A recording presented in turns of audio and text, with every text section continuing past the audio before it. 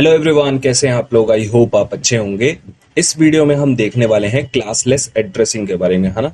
तो classless IP address क्या होता है, इसके बारे में हम समझेंगे।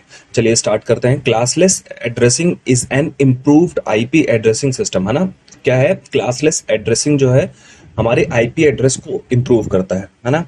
It is also known as classless inter domain routing, और इसको हम क्या बोलते हैं, CIDR बोलते हैं, क्लासलेस इंटर डोमेन राउटिंग, है ना।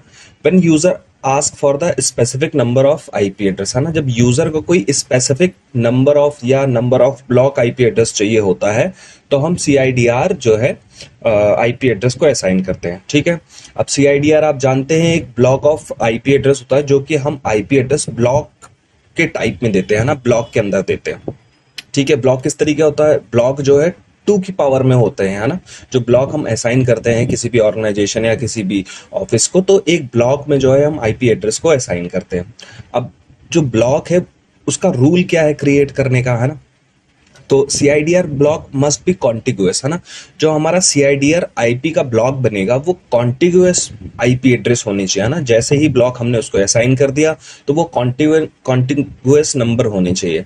ठीक है, size of block must be power of 2, है ना। जो हमारा जब भी हम कोई ब्लॉक बनाएंगे तो वो किस तरीके से बनेगा, 2 की पावर में उसका जो है ब्लॉक बनेगा। अब जैसे कि 2 की पावर 1, है ना, 2 की पावर 2, 2 की पावर 3, है ना, एंड सो ऑन, है ना। इस तरीके से जो है हमारा ब्लॉक बनेगा 2 की पावर में, है ना।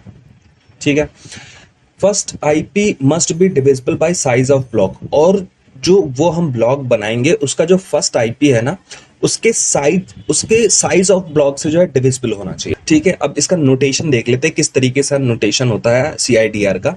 तो A.B.C.C इस तरीके का आपको कोई आईपी एड्रेस दिखेगा, है ना। /n दिख रहा है आपको, है ना, /n। अब ये /n क्या रिप्रेजेंट करता है, ये /n जो है नेटवर्क आईडी को रिप्रेजेंट करता है। नेटवर्क आईडी मतलब कितने बिट है नेटवर्क में, उस को रिप्रेजेंट करता है। ठीक है, जैसे कि एक एग्जांपल से हम देख लेते हैं, जैसे कि 172.16.0.0, है ना। तो /24, अब ये 24 क्या है, 24 जो है नेटवर्क बिट को रिप्रेजेंट कर रहा है। जो नेटवर्क बिट है ना उसको रिप्रेजेंट कर रहा है। ठीक है, तो स्टार्टिंग की जो 24 बिट है, ये जो 24 स्टार्टिंग की दिख रही है 24, क्योंकि 8 का आप ऑक्टेट होता है ना, आप जानते हैं। तो स्टार्टिंग की जो 24 बिट है ना, ये जो हमारे नेटवर्क आईडी को रिप्रेजेंट करेंगे, और लास्ट की जो 8 बचेंगी वो जो हमारे होस्ट आईडी को रिप्रेजेंट करेंगे।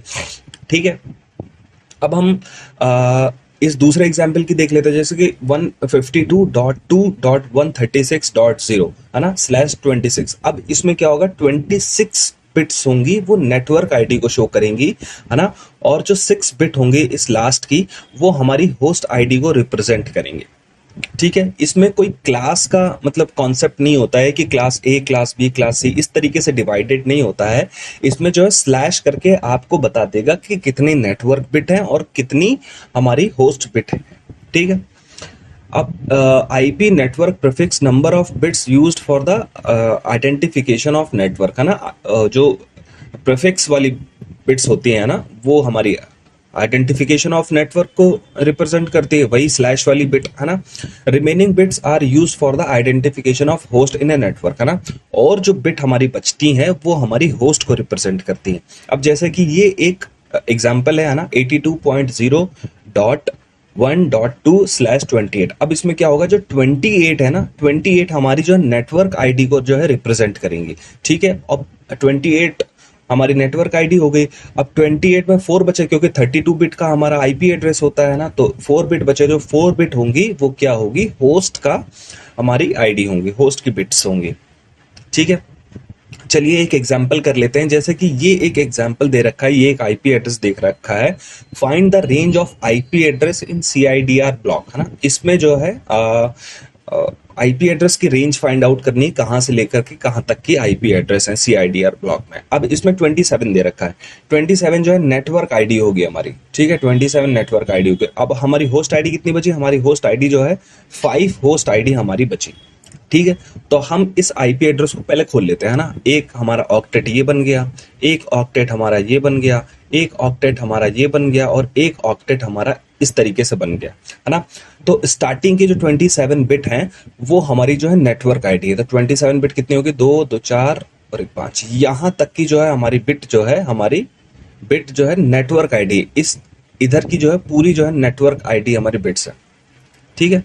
और जो लास्ट की 5 है, ये हमारी कौन सी है, होस्ट बिट है, ठीक है। तो हमें फर्स्ट आईपी का पता लगाना है कि फर्स्ट आईपी क्या होगी इसकी। तो जो हमारी होस्ट बिट है उसमें हम 00 कर दें, जो हमारी होस्ट बिट है उसमें हम 00 कर दें, तो फर्स्ट आईपी आ जाएगी हमारी।